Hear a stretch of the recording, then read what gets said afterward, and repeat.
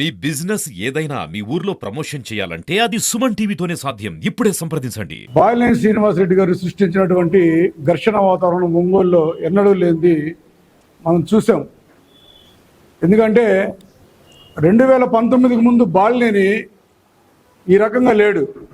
2019కి ముందు బాలినేని వేరు, 2019 తర్వాత కుమారుడి భవిష్యత్తు కోసం పచ్చి అబద్ధాలు ఆడుతూ ప్రజలందరినీ దగా చేస్తూ నిలువెత్తున ప్రజలందరినీ మోసం చేస్తూ ఈ కుమారుడి భవిష్యత్తు కోసం అతను పడుతున్నటువంటి తపన ఏదైతే ఉందో ఆ తపనే ఈరోజు ఒంగోలు అసెంబ్లీ నియోజకవర్గంలో ఒక అశాంతి ప్రబలటానికి కారణమైందని చెప్పి తెలుగుదేశం పార్టీ తరఫున తెలియజేస్తా ఉన్నాం. మేము పచ్చి అబద్ధాలని చెప్పడానికి బాలినేని శ్రీనివాసరెడ్డి గారిని చూస్తే ఇతను నిజంగా అబద్ధాలు ఆడేటటువంటి వ్యక్తి, ఇంత మంచి వ్యక్తి మీద బురద చల్లుతున్నారేంది ప్రతిపక్షాలు అనుకునేటువంటి ముఖం రూపురేఖలు ఉంటాయి అతనికి చూడటానికి. కానీ ప్రజలందరినీ జరిగిన సంఘటనలన్నింటినీ ఒక్కసారి నెమరేసుకోమని చెప్తా ఉన్నాం. పచ్చి అబద్ధాలు ఎందుకు చెప్తున్నానంటే 2009లో మంచినీళ్ళు ఇవ్వకపోతే పోటీ చేయను అన్నాడు. ఇంటింటికి ప్రతిరోజు నీళ్ళు ఇస్తా అన్నాడు. అతను నీళ్ళు ఇవ్వకుండానే పోటీ చేశాడు, గెలిచాడు, మంత్రి అయ్యాడు. మళ్ళీ మాగుంట శ్రీనివాసరెడ్డి గారి టికెట్ లేకపోతే నేను అసలు పోటీ చేయను అన్నాడు. మేమిద్దరు కలిసే పోటీ చేస్తా ఉన్నాడు. మాగుంట శ్రీనివాసరెడ్డిని తరివేయమన్నాడు. ఎప్పుడు 2014 అయితే 90ల నుంచి రాజకీయాల్లో ఉన్నటువంటి మాగుంట కుటుంబాన్ని వీళ్ళు స్థానికులు కాదు, వీళ్ళు నెల్లూరు తరివేయమని చెప్పి బహిరంగ స్టేట్మెంట్ ఇచ్చాడు 2014 ఎన్నికల్లో. 2019 ఎన్నికలు మళ్ళీ ఆయన చేర్చుకొని గెలిచాడు. 2024 ఎన్నికలకు వచ్చేసరికి ఆయన లేకుండా పోటీ చేయను అన్నాడు. ఈరోజు ఏం చేస్తున్నాడు? ఆయనకి పార్టీలో స్థానం లేకపోతే నాకు ఒక్కడిగా పట్టిందా అని చెప్పి ఆయన పాటగా ఆయన వదిలేశారు మాగుంట శ్రీనివాసరెడ్డి గారు. ఈ రకంగా దగా చేస్తూ ప్రజల్ని పచ్చి అబద్ధాలు చెప్తూ 10 సార్లు అయ్యే అబద్ధాలు చెప్తే అయ్యే నిజం అనుకుంటారు ప్రజలని. కొడుకు భవిష్యత్తు కోసం అతను చేసి పడుతున్నటువంటి తప్పని చూస్తుంటే వాస్తవంగా జాలి వస్తుంది. కానీ ఈ జాలి చివరికి సమాజంలో అశాంతిని రేకెత్తిస్తూ ఉంది. చూసుకుంటే ఎన్నడూ లేని విధంగా గమనించండి, మాటికి కులాల ప్రస్తావన తెస్తున్నాడు. కమ్మ కులాల గురించి ఒకటే మాట్లాడుతున్నాడు. నేను ఒక ఎస్సీ సామాజిక వర్గానికి చెందిన వ్యక్తిగా మాట్లాడుతూ ఉన్నాను. నేను అసలు నీకు ఇన్నిసార్లు ఎమ్మెల్యేగా నిలబడ్డావు, మంత్రిగా చేసావు, నువ్వు నీ స్థాయిలో నువ్వు కులాల ప్రస్తావన తేట నీకు సిగ్గు చెడగలేదా బాలినేని శ్రీనివాసరెడ్డి గారు అని చెప్పి అడుగుతా ఉన్నా నేను. మరి ఇదే కొడాలి ఇది ఏ సామాజిక వర్గం? వల్లభనేని వంశీది ఏ సామాజిక వర్గం? కమ్మ కులానికి చెందినటువంటి వాళ్ళు చంద్రబాబు నాయుడు గారిని ఏ రకంగా దుర్భాషలు ఆడుతున్నారో ఈ రోజు లోకమంతా చూస్తూ ఉంది కదా. ఎందుకు నువ్వు కమ్మ కులం మీద విషయం చెబుతున్నావు? నువ్వు అదే అన్నాడు కమ్మపాలెం సంఘటన అని చెప్తా ఉన్నాడు మాటికి. వాస్తవంగా ఈ రోజు ప్రజలకు నిజం తెలియజేయడానికి మాకు కూడా ఒక వేదిక దొరికింది. ఈరోజు బాలినేని శ్రీనివాసరెడ్డి గారు మాట్లాడిన దాన్ని బట్టి ఆ రోజు 2019లో ఏం జరిగింది? కేవలం ఒక డివిజన్ కార్యాలయాన్ని ప్రారంభించడానికి కమ్మపాలెంలో ఈ బాలినేని శ్రీనివాసరెడ్డి గారు 2000 మంది యువకులకి తాగిపిచ్చి ఒక డీజేలు కట్టుకొని సౌండ్లు పెట్టుకుంటా ఒక కార్లు వేసుకొని కమ్మపాలెం మీదకి దండెత్తాడు. ఈయన కమ్మపాలెంలో అడ్డుకున్న వాళ్ళు ఎంతమంది తెలుసా? 20 మంది. 20 మంది కూడా ఎందుకు అడ్డుకున్నారో ప్రజలందరూ గమనించాలి. ఆ ముందు రోజు రాత్రి, ప్రారంభోత్సవం ముందు రోజు రాత్రి వాళ్ళు బాలినేని శ్రీనివాసరెడ్డి వర్గానికి చెందినటువంటి యువకులు తెలుగుదేశం పార్టీ ఎన్నికల గుర్తైనటువంటి సైకిల్ని ఆ బైకులకి ఈ తాడుతో కట్టి కమ్మపాలెంలో వారు కమ్మ కులస్తులు ఎక్కువగా నివసించే ప్రాంతంలో వీధుల మీద ఈడుస్తూ బైక్ కట్టి చేస్తూ ఉంటే ఎవరికైనా కోపం రాకుండా ఉంటుందా?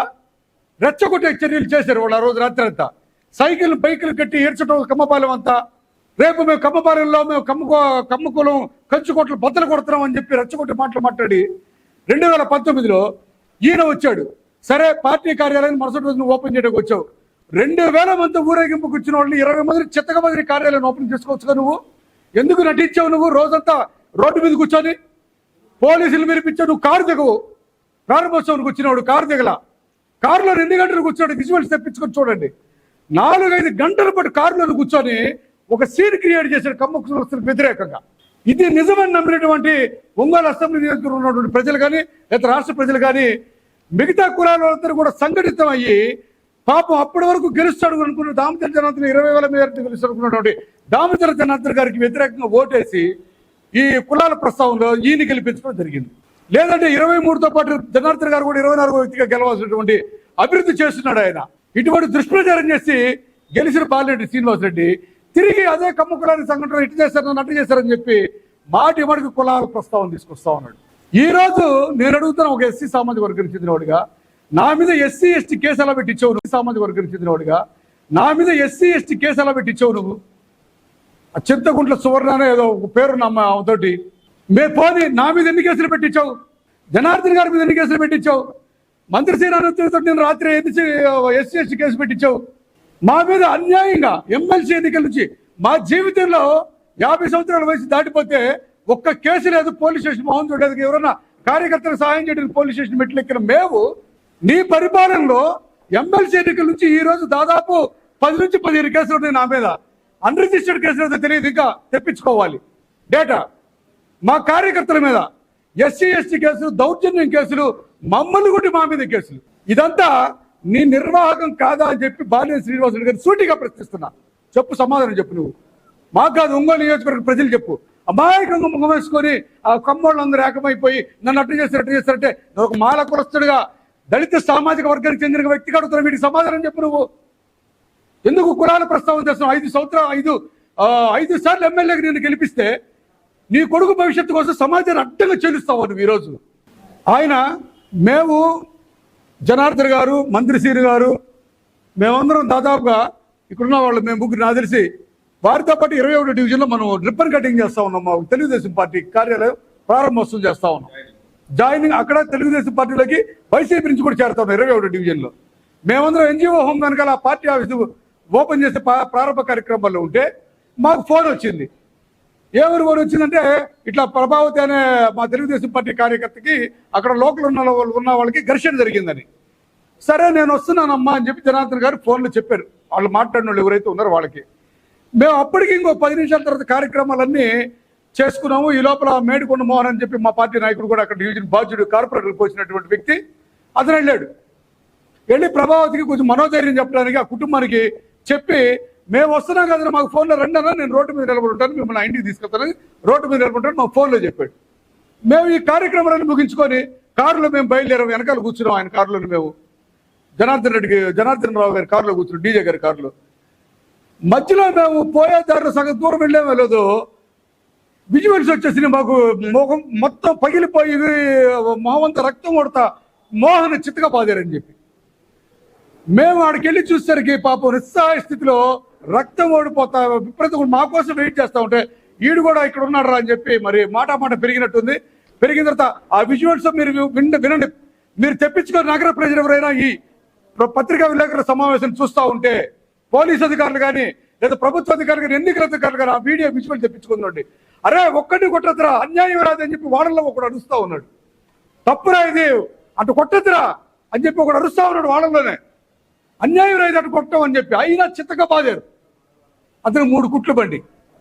సరే మేము అతను తీసుకొని మేము ఎక్కడ మమ్మల్ని కవ్వించారు. మళ్ళీ వెనకాల వైసీపీ నాయకులందరూ చేరి ఈ కవ్వింపులకు కూడా మేము ప్రతిస్పందించకుండా మేడికొండ మోహన్ తీసుకొని మేము నడుచుకుంటూ ఎందుకంటే ట్రాఫిక్ జామ్ అయిపోయింది సుజాత నగర్ మెయిన్ లైన్.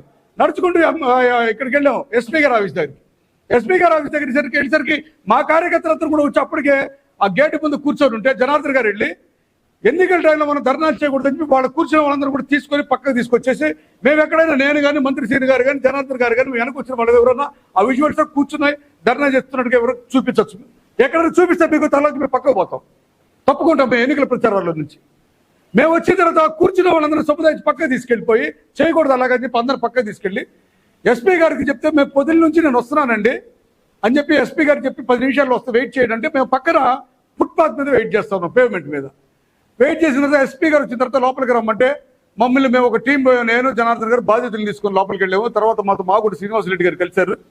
కలిసిన తర్వాత వాళ్ళకి విషయాలన్నీ మీకు ఫిజికల్ చూపించడానికి మోహన్ తీసుకొచ్చాము. సార్ ఇది జరిగిందని చూపించాము, విజువల్స్ అన్ని చూపించాము.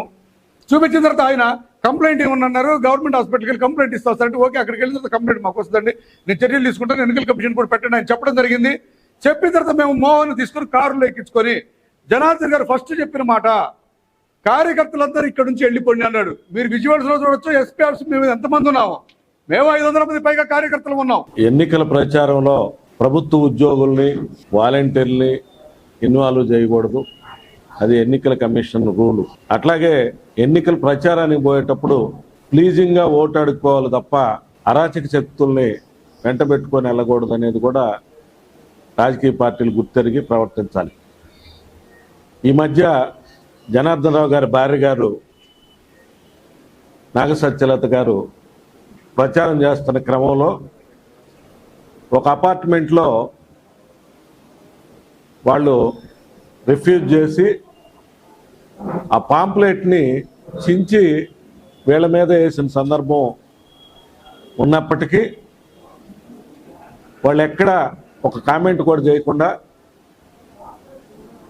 దానికి కూడా నమస్కారం పెట్టి వాళ్ళ పని వాళ్ళు మిగతా ప్రచారాన్ని పూర్తి చేసుకోవటం జరిగింది. అంతే తప్ప వాళ్ళతో తగాదు పెట్టుకునే ప్రయత్నం చేయలేదు. ఇది ఒక అపార్ట్మెంట్లో జరిగిన సంఘటన.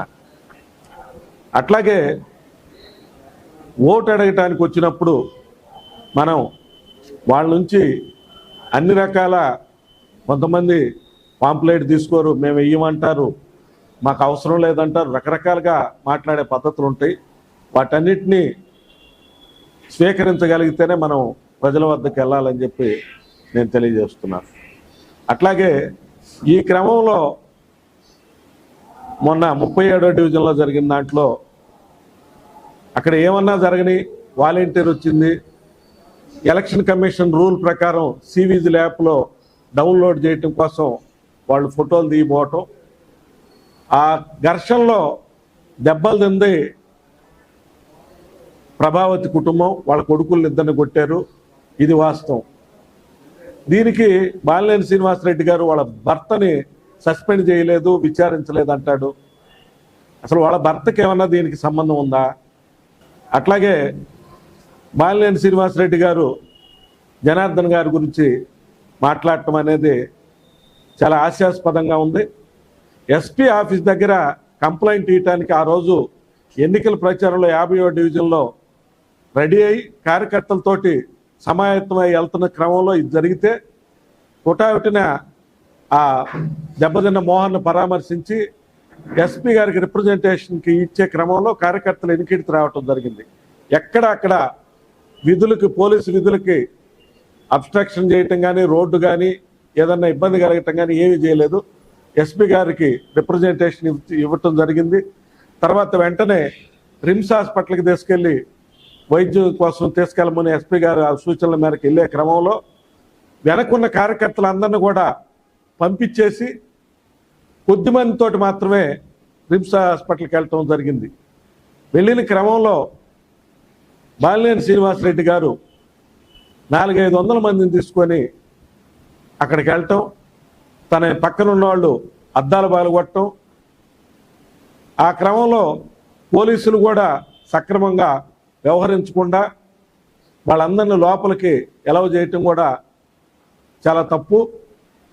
ఆయన మాట్లాడిన తీరు అది ఎవరు కూడా ప్రజాస్వామ్యవాదులు హర్షించరు. ఇప్పటిదాకా బాలినేని శ్రీనివాసరెడ్డి గారు సౌమ్యుడు అనే పేరుంది. కానీ మొన్న ఎమ్మెల్సీ ఎలక్షన్లో ఆ కాకర్ల ఈశ్వర్ని అక్కడ సెయింట్ తెరేసా స్కూల్ పక్కన జరిగిన సంఘటనలో మీరు ప్రవర్తించిన తీరు ఈ ఒంగోలు నియోజకవర్గ ప్రజలు చూశారు. అట్లాగే నిన్న రిమ్స్ హాస్పిటల్ దగ్గర మీరు జనార్దన్ గారి గురించి మాట్లాడటం కానీ ఇవన్నీ కూడా ప్రజలందరూ కూడా చూస్తూ ఉన్నారు. ప్రజలు విఘ్నులు. ఎట్లా కూడా ఎంతవరకు సబబు మీరు చేసే పనులు అని చెప్పి కూడా ఆలోచించుకోవాలని చెప్పి నేను తెలియజేసుకుంటూ, ఎప్పుడు కూడా ఎన్నికల్లో ప్రజల విశ్వాసంతో గెలవాలి తప్ప ఇట్లా అరాచక శక్తులతోటి దౌర్జన్యంతో గెలిచే సందర్భం ఒంగోలు నియోజకవర్గంలో లేదు. ఇదంతా గుర్తెరిగి బాలినేని శ్రీనివాసరెడ్డి గారు సక్రమైన పద్ధతిలో ఎన్నికలు జరిగే విధంగా, ప్రశాంతమైన వాతావరణంలో ఒంగోలు నియోజకవర్గం ఉండే విధంగా పనిచేయాలి తప్ప ఈ విధమైన దుందుడుకు చర్యలు సబబు కాదు అని చెప్పి మేము దీన్ని ఖండిస్తూ ఉన్నాం.